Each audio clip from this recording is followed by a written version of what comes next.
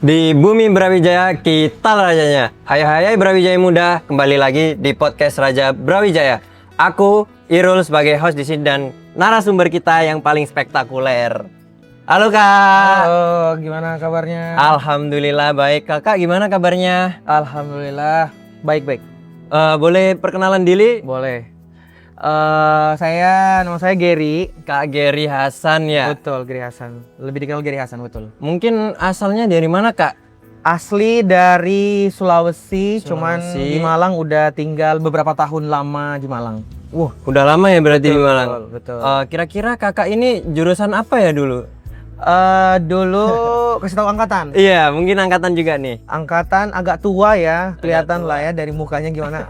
Agak tua, angkatan belasan, tapi masih lama di sini karena sebenarnya masih lanjut kuliah juga. Oh, masih lanjut kuliah. Betul, jadi sebenarnya udah lulus, tapi lanjut kuliah lagi dulu dari jurusan kimia. Oh, kimia. Ya, Berarti betul. orang kimia, berarti pinter banget ini buat nyampur-nyampur barang gitu. Biasa aja, biasa aja.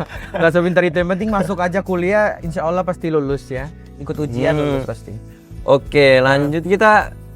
Mungkin banyak mahasiswa itu masih bertanya-tanya tentang mungkin apalagi mahasiswa baru nih.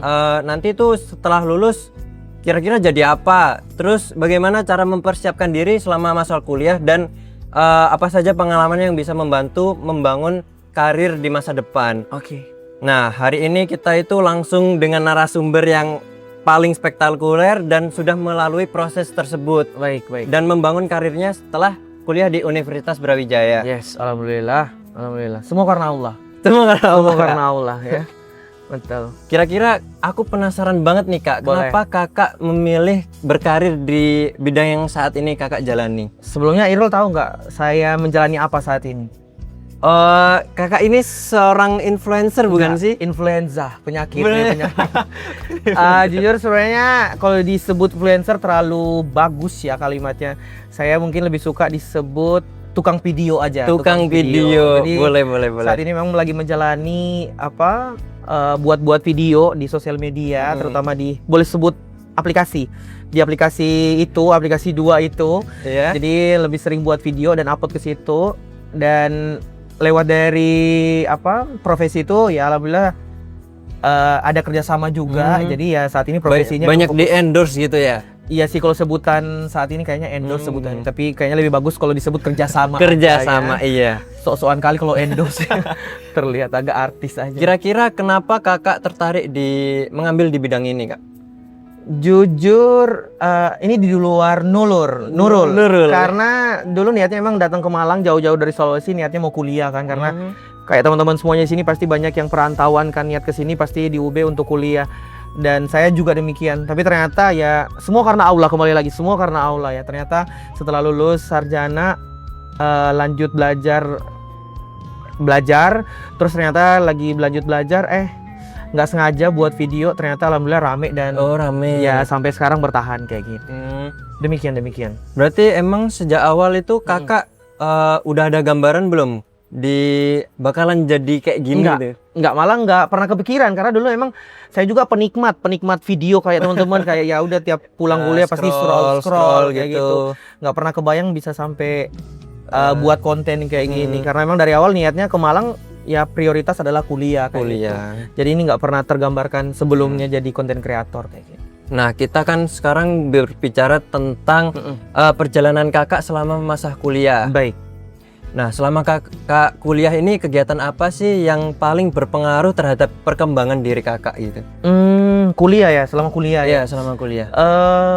Banyak ya sebenarnya, kalau kita kuliah luas banget ya. Kalau kita bicara kuliah ya, ada kepanitiaan, ada organisasi, ada lomba, ada sakit, ada putus, ada percintaan, semuanya banyak ya, luas banget ya. Campur aduk udah. Betul. Jadi ya kalau kita mau bilang apakah kuliah berpengaruh terhadap kondisi saat ini saya menjalani profesi, itu sangat berpengaruh, karena menurut saya kuliah itu adalah waktu yang paling bagus buat kita curi ilmu banyak buat masa depan kita pas kerja kayak gitu. Kira-kira Kakak dulu itu aktif organisasi kepanitiaan atau yang lainnya mungkin? Boleh. Kebetulan saya dulu kalau di sini ada yang korlap atau nggak ada yang korlap, saya dulu korlap fakultas ya. Jadi saya korlap fakultas. Tapi sebutannya adalah kalau di fakultas saya TKP, jadi tim kontrol pembinaan kayak Disma gitu loh. Dan mungkin teman-teman di sini kayaknya angkatan muda banget ya, angkatan 20-an kali, 21, 20. ya. 25. Masih segini loh, Masya Allah, kecil banget. Bahkan 25. Masih 25. Masih segini banget loh. Saya angkatan belasan, jadi bayangin dulu ya, kita tahu pasti masa orientasi siswa dimanapun kampus itu pasti ada masa orientasi ya. Dan apa, keras atau enggaknya itu pasti semakin lama dahulu itu pasti semakin keras. Di angkatan saya dulu masa orientasi itu agak keras, dan saya alhamdulillah juga join salah satu divisi yang dulu ya turut untuk memberikan orientasi ke mahasiswa baru kayak gitu. Jadi saya cukup ya agak-agak ikut-ikut organisasi gitu juga ada. Tapi kakak ini emang cocok sih di bagian korlap. Oh, karena kenapa? Karena dari kayak pawangnya ini agak monster, agak jahat muka saya. enggak, padahal kakaknya nih baik banget. Enggak. Kau habis ini kau kirim nomor rekeningnya. Karena kau udah muji. Oh, ya. jangan Udah gitu muji. dong, jangan gitu. Enggak, karena dulu kebetulan pas mungkin cerita sedikit ya. Iya, cerita kenapa sedikit. saya bisa masuk divisi itu yang marah-marah, mohon maaf, yang membina mahasiswa itu dulu mungkin karena dulu saya agak bisa ngomong ya, jadi saya ngomongnya agak tertata, dan saya juga dari Sulawesi yang mungkin suaranya terkesan agak lebih besar ya dibandingkan teman-teman yang dari luar Sulawesi. Jadi saya ikut divisi itu, jadi saya terpilih kayak gitu. Jadi ya mungkin sesuai karakter aja ya di sesuai divisi karakter itu. sih. Betul, kayak gitu. Kira-kira pengalaman apa yang paling membantu kakak saat memasuki dunia kerja, kak? Pas dulu itu ilmu apa yang diambil saat kuliah dan bisa berguna di kuliah di kerja saat ini ya. Mungkin kalau saat ini kerjaan saya karena lebih banyak ngoceh, lebih banyak ngomong ya, karena kan di sosial media saya kalau teman-teman bisa lihat yang dijual adalah ucapan saya. Jadi benar-benar memang itu jadi anu banget loh kak, apa? Khas banget. Khas dalam ya. Yang Masya Allah, ya, hati-hati ibu, ya, gitu-gitu. Betul. Mungkin karena memang juga saya suka ini ya, saya suka nyapa juga orang, suka random kenal gitu. Tapi saya nggak yang terlalu ini, tapi saya suka nyapa orang emang kan. Jadi saya menjalani apa yang saya sukai kayak gitu, apa yang saya jalani emang karakter saya kayak gitu.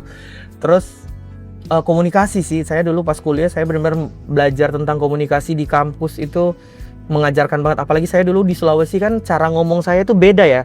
Kayak contoh pelafalan aja itu saya jelek, saya tekan, lepas kayak gitu jelek.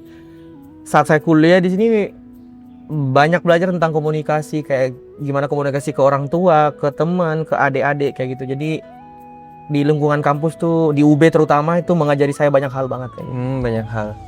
Nah, kita kan sekarang ini memasuki masa transisi kak ya, dari masa kampus menuju dunia profesional. Betul. Nah, bagaimana pengalaman kakak saat pertama kali memasuki dunia kerja itu kak?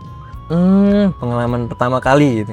Masuk dunia kerja, karena sebenarnya kan kerjaan yang saya jalani saat ini kan bukan yang saya ini pingin ya? Iya, sengajakan atau direncanakan. Karena memang ini semua karena Allah lagi kan. Jujur butuh proses penyesuaian untuk saya bisa buat konten yang baik seperti apa, konten yang diterima di masyarakat terutama saya di Malang seperti apa, itu penyesuaian. Dulu awal-awal mungkin saya rada baper ya. Dulu tantangannya adalah komen. Jadi dilihat orang gitu. Betul, karena kan kita nggak bisa membuat orang kita mencintai dari 100 orang, kita nggak bisa membuat 100 orang mencintai kita kan. Jadi tantangannya dulu adalah ya dapat respon yang kurang baik dari teman-teman netizen ya gitu. Yang penting pede gak sih kak? Pede, tapi tak pede dan mau berubah. Kalau ada evaluasi diri positif yang dikasih tahu harusnya berubah kayak gitu saya. Apalagi kira-kira tantangan terbesar apa yang kakak temui di masa-masa awal tersebut? Itu tadi lebih spesifik ya. Dulu mohon maaf banyak komen yang mungkin tidak menyukai kalimat saya, karena kan biasanya kalimat saya kadang-kala ada bercanda-bercanda yang mungkin kurang terkesan kurang baik gitu. Nah dulu itu ya dapat komen yang kurang baik, saya sedih karena kayak kok bisa sih orangnya nggak kenal saya personal tapi orangnya bisa bilang saya seperti ini, padahal kan kita belum melakukan perjalanan pertemanan kayak gitu. Ya awal-awal berat karena sedih kan dikata-katain kayak gitu, tapi semakin kesini makin menerima. Oh iya ya udah, berarti saya harus perbaiki kalimat ini, nggak boleh diucapin, saya harus berperilaku ke orang lain seperti ini kayak gitu. Jadi banyak belajar sih. Jadi walaupun ada masalah saat penyesuaian diri di awal-awal, tapi kita harus perbaiki diri, kayak evaluasi diri sih. Evaluasi terus menerus. Betul. pokoknya sadari kalau kita nggak sempurna gitu loh. Enggak sih? Iya sih. Boleh gitu. Kira-kira perbedaan terbesar apa antara kehidupan kampus sama dunia kerja gitu Kak? Menurut Kakak? Kerja dan kampus ya. Iya. Kalau kerja mungkin ada yang kita hasilin ya, maksudnya Iya tanggung sih, jawab ya, lebih ke tanggung jawab sih menurut saya ya. Karena kalau kita nggak kerja ya kita nggak dapat ekonomi ya, maksudnya kalau sedangkan kuliah maybe kita ya masih dibiayai sama orang tua kita atau mungkin juga ada yang bekerja, itu luar biasa sih. Tapi kalau di kerjaan menurut saya lebih tanggung jawabnya lebih besar, karena kalau kita nggak bekerja mungkin kita akan dapat konsekuensi gitu loh. Mungkin dari atasan kita marah atau mungkin kita nggak dapat gaji full kayak gitu. Tapi kalau dari profesi saya yang saya jalani saat ini, biasanya konsekuensinya adalah saya batal kerjasama. Jadi kayak contoh nih, saya udah biasanya kan kalau ngupload, saya lebih ke ngupload video, itu yang sering banget bermasalah. Jadi kayak brandnya mau ngupload di tanggal 10 nih, ternyata saya lewat nih tanggal 12 belum ngirim draft video. Nah biasanya itu brandnya udah mulai marah kayak gitu. Terus Tapi, Kakak di cancel gitu? Beberapa kali cancel, tapi biasanya kita komunikasi dulu, kayak kasih tahu kendala dari kitanya gimana. Karena memang semuanya yang dibutuhkan adalah komunikasi kan. Diobrolin baik-baik dulu. Betul sekali. Jadi ya dikomunikasikan lagi, terus ternyata brandnya ACC, ya udah nggak apa-apa, uploadnya di agak telat-telat nggak apa-apa. Tapi biasanya ada juga brand yang nggak mau sama sekali, brand-brand besar kayak ya udah langsung potong aja, nggak cancel kayak gitu sih. Nah, terus perjalanan karir Kakak kan tidak lepas dari pengalaman dari Universitas Brawijaya kan. Nah, menurut Kakak bagaimana peran UB dalam membentuk perjalanan karir yang saat ini dijalani gitu? Oke. Jujur UB Royal ya, UB Royal. Kebetulan saya anak PKM. Kalau ada anak PKM sini, kalian luar biasa. Saya bebas skripsi. Apa itu Kak, PKM? Program kreativitas mahasiswa. Oh, program Kalian tahu ya? Tahu kan? Jadi saya kebetulan saya bebas skripsi. Jadi saya semester 4 alhamdulillah lulus PKM. Saya PKM PE, penelitian eksakta. Jadi saya bebas skripsi. Jadi semester 4 saya udah nggak skripsi lagi. Maksudnya di semester 7 saya nggak perlu skripsi. Langsung wisuda gitu. Betul. Jadi langsung ngurus yudisium, wisuda. Menurut saya pengalaman paling bagus banget dulu, saya dibiayain penelitian sama UB. Bukan UB sih sebenarnya, dari kementerian kan. Cuman fasilitasnya difasilitasi banget sama UB kayak gitu. Saya dibimbing untuk nulis penelitiannya seperti apa yang bagus, terus dibimbing sama mentor yang bagus seperti apa. Terus pas lomba kita diajarin, dikasih mentor, dosen, profesor tuh bagus banget. Pokoknya UB tuh royal banget kalau masalah lomba. Dan kebetulan saya juga selain bebas skripsi, saya ya alhamdulillah dulu ya agak aktif. Saya sering kali beberapa kali lomba-lomba gitu. Mungkin satu bulan saya mungkin 1 kali lomba keluar kayak gitu. Dan UB sangat memfasilitasi anak-anak lomba, menjembatani. Betul. Jadi kalau kalian tahu, mungkin yang nggak pernah ikut lomba, jadi kalau di UB itu nanti dapat reward fakultas sama dapat reward rektorat. Jadi double berarti ya di UB. Betul. Mau lomba apapun itu, mau lomba poster ilmiah, poster publik, riset paper atau apapun itu boleh banget. Videographer pun ada, lomba video pendek, video. Oh, yang ngedit-ngedit gitu. Betul, ini dapat hadiah dari UB. Jadi UB sangat memfasilitasi dan royal banget, karena kan lomba itu meningkatkan akreditasi kampus kan. Jadi ya pasti UB akan royal pasti open ke mahasiswa yang berprestasi. Betul gitu. sekali. Kayak gitu deh. Kira-kira ada dosen, mentor atau pengalaman tertentu yang paling berkesan nggak menurut Kakak ini? Semuanya sih, kalau dosen pasti semuanya. Kita di sini datangnya nol ya, kayak gelas yang keisi masih nol banget. Diisi air sama dosen, banyak nih tumpe-tumpe, tinggal kita mau maksimalin kemana kan. Jujur semua dosen berpengaruh banget ya buat kita. Teman-teman juga sih. Lingkungan UB luar biasa sih jujur. Kalau bukan karena UB ya saya nggak bisa jadi konten kreator, nggak bisa komunikasi yang baik seperti apa, nggak bisa punya lingkungan kos-kosan saya yang baik kayak gitu. Karena kebetulan kos saya juga lingkungannya anak UB semua. Anak UB semua itu. Alhamdulillah, puji Tuhan, astukara kayak gitu. Ketawa kok. Kayak gitu, alhamdulillah sayangnya. Kira-kira keunggulan yang dimiliki mahasiswa UB ketika bersaing di dunia kerja itu apa, Kak? Beda ya, beda banget. Nggak tahu ya, menurut saya pribadi. Apalagi kalau di lomba dulu ya. Ini kalau kita flashback ke lomba dulu pun, anak UB itu nggak tahu paling unggul kalau lomba. Mereka kalau presentasi, aduh luar biasa banget. Kalian keren gitu, pasti kalian juga sini semuanya pasti kalau presentasi di kelas bagus-bagus. Dan apalagi kalau lagi lomba pasti lebih siap kan. Dan kalau lomba dulu aku pasti saya bagus banget presentasi anak UB, unggul banget kayak gitu. Sedangkan kalau di dunia kerja juga terlebih ya. Ini pengalaman aja saya dulu ya. Jadi saya dulu pernah MT, kalau ada tahu MT gitu, manager train, kayaknya belum tahu manager trainnya. Iya, Tahu? belum. Jadi kalau kita udah lulus, nanti kita kayak ada satu tempat PT, nanti dia buka pendaftaran MT. MT itu adalah manager train. Jadi nanti kita disiapin untuk jadi manajer. Manajer di toko yang mana, kantor yang mana. Dulu saya pernah daftar itu di salah satu BUMN kayak gitu pokoknya. Terus pas lagi lagi ujian, nggak tahu ya, mungkin ada penilaian dari BUMN-nya sendiri. Jadi anak UB itu disuruh angkat tangan. Anak UB mana, angkat tangan kayak gitu. Jadi kita semua angkat tangan. Terus mungkin ya dikasih privilege ya. Tapi menurut saya itu kurang objektif jadinya ya. Maksudnya kita nggak adil jadinya untuk proses seleksi kan. Tapi saya nggak tahu lagi, mungkin ada penilaian tersendiri dari PT-nya itu sendiri kan. Dan ya itu salah satunya. Dan saat presentasi pun kita ada momen satu kali presentasi pas masuk kerja itu. Dan memang anak UB, yang saya tahu anak UB itu presentasinya pasti luar biasa banget. Jadi memang UB ini wadah yang buat kita berkembang banget apapun itu. Emang di UB ini ditempa buat presentasi dan public speaking. Iya sih, betul banget. Itu sepakat public speaking, presentasi, dan fashion ya. Fashion anak-anak UB kan bagus banget ya. Gaya-gaya kali nggak sih? Gaya-gaya banget kan. Bagus. Karena emang culture UB itu dilihat dari fashion sih Kak. Betul. Fashion dan gaya bicara mungkin betul. logo-logo gitu. Iya, betul. Karena banyak kan beragam yang masuk di UB, banyak beragam dari masyarakat yang mana, warga mana kan. Warga jaga warga. Kira-kira apa yang membuat lulusan Universitas Brawijaya memiliki nilai lebih Kak di dunia kerja? Nilai lebih ya? Nilai lebih. Jujur karena ini sih, betul, karena ya kampus kita juga bagus ya, udah tahu lah ya, kampus kita kampus negeri dan saat ini mungkin top 8. iya kan, masih jadi 10 besar di Indonesia kan. Itu hal luar biasa. Itu satu pasti privilege ketika kita masuk kerja. Dan masuk di UB juga ya sulit kan, maksudnya sulit. Makanya kita harus bersyukur banget masuk di UB kayak gitu. Nah, lewat kesulitan itu ya pasti ada privilege-nya. Privilege-nya adalah mungkin ketika kita masuk kerja, mohon maaf kalau ada kampus yang mungkin ya mungkin bagus juga, tapi ketika ada yang UB juga bagus, ya mungkin lebih UB dipilih kayak gitu. Karena di atas langit masih ada langit. Yes, di atas langit masih ada Allah. Iya sih, Allah paling atas ya, tetap Allah ya. Oh, Masya Allah. Ya gitu. Apalagi? Nah, sebelum kita mengakhiri podcast nih Kak, betul, saya ingin meminta beberapa pesan dari Kakak untuk Brawijaya Muda. Oke, baik. Jika ada mahasiswa baru yang masih bingung mengenai masa depan nih, baik. Apa yang ingin Kakak sampaikan? Maba berarti buat adik-adik tercinta 26 nih.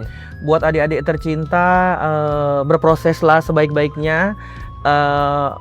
Masa kuliah semester 1, masa awal-awal ini masa paling bertumbuh dari adik-adik. Adik-adik paling menentukan mau baik atau buruknya. Kalau adik mau jadi orang baik, ya adik-adik harus tentukan dari umur sekarang, kayak gitu, dari saat masuk. Kalau adik mau jadi buruk, ya pasti nanti jadi buruk kayak gitu. Karena menurut saya ending dari kita bersekolah, melakukan pendidikan adalah di kuliah.